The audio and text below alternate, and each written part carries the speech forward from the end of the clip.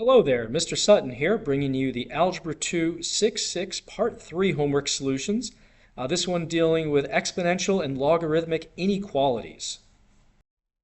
To start this problem off, I'm going to treat this just like a regular exponential equation and solve it. So it looks like since these are both powers of 2, I can use the common base method. Let me just rewrite 8 as 2 to the third, and then I can cancel out these 2's, which leaves me with just x less than 3. And that's it. For this exponential inequality, we've got 9 to the x and 27. These are both powers of 3, so I'm going to rewrite them with a common base. 9 I can rewrite as 3 squared, and we still have that x lingering there. 27 is 3 cubed. Let me simplify the left side by multiplying the exponents, so that's 3 to the 2x greater than 3 to the 3. Since I have the same base, I can cancel out those base 3's, and I have 2x now greater than 3.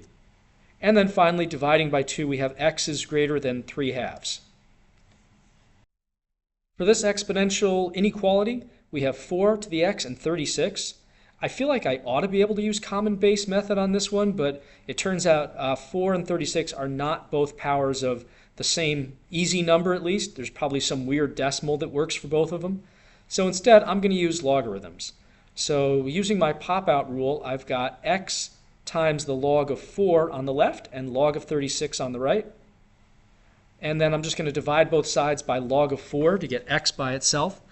Now, log of 4 is a positive number. Log base 10 of everything bigger than 0.1 comes out positive, so I don't have to switch my inequality when I do this.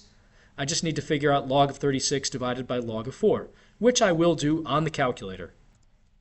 So let's make a fraction, and we have log of 36 over log of 4, which comes out to about 2.585 if I'm rounding it off there. So x is going to be less than or equal to that. For this logarithmic inequality, I'm going to solve this like a regular equation, and then I'm also going to take the domain of this thing into account. So first step I want to do, since I have a log on each side, I can raise the base of that log to both sides. So we'll have a 10 to each side. So that's going to cancel out the logs, and I'm just going to have x minus 1 greater than 2. And then just add 1 to the other side, so x is greater than 3. Now I also have to take into account this x minus 1 inside this log on the left.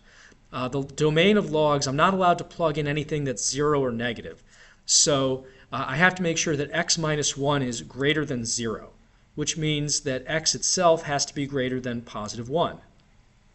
If I just take the domain that I got, or take the answer that I got from doing the regular inequality, x greater than 3, that is already contained within x greater than 1. So then x greater than 3 is just going to be my final answer. There's some things that are not greater than 3 that are greater than 1, but I can't include them because I need the intersection of both of these different sets. So 3 is the more restrictive, so we're going with 3. For this logarithmic inequality, let me pretend it's an equation and start solving it. And I'm only going to have to reverse my inequality if I multiply or divide by a negative. So first step, basically I'm going to try to get this log expression by itself. So let me start by subtracting 6 from both sides. That'll give me a 3 over there. And then dividing both sides by negative 3. Now I have to reverse the inequality. So I have log base 5 of x is greater than or equal to negative 1. And at this point, I'm going to get rid of the log by raising the base 5 to both sides. So I have 5 to the log base 5 of x greater than or equal to 5 to the negative 1. Log and 5 cancel on the left, so we have x is greater than or equal to 5 to the negative 1, or 1/5 if you want to write it like that.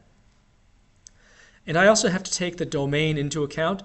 We have log base 5 of x up here. This x, this input, has to be greater than 0.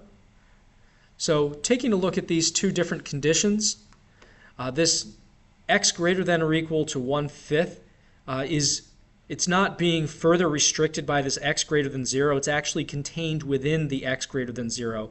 So we have to go with the more restrictive answer here, x greater than or equal to 1/5. There's some things that are between 0 and 1/5, but since they don't satisfy the x greater than or equal to 1/5, I can't include them.